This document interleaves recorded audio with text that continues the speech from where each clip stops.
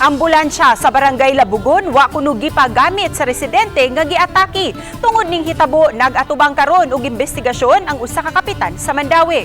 Niyang detalye sa report ni Nico Sereno.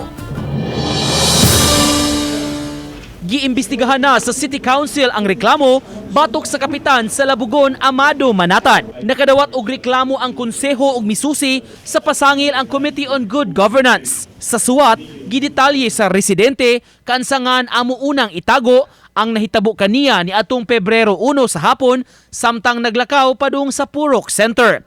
Kalit kuno siyang nalupog og nasutang taas kaayo ang blood pressure.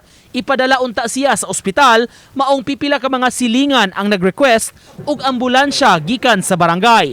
Apan wa kunoy na provide og nasuko pa kuno ang barangay staff dihang gibalikan pag follow up sa hangyo.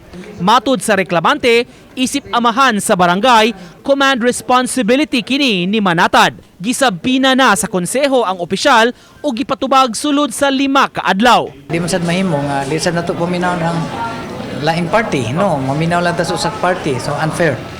So muna maghuwat lang sa kita sa public conference. Apan katarungan sa kapitan ni adtong higayuna, naghatod sab og laing pasyente ngadto sa ospital ug wala pa maibot kay gipapahuwat ang ambulansya. Kung wa gani bakante dito nga bed, so anha ra gid siya sa suot sa ambulansya. So dili kabiya ang driver ninyo. Oh, dili kabiya mo na nga usay na pasyente. Dili dahil siya makatubag kay napa may unang pasyente nga gitayman niya. Andam si Manatad mo atubang sa reklamo. Gipatawag ko naman daan ang kuan.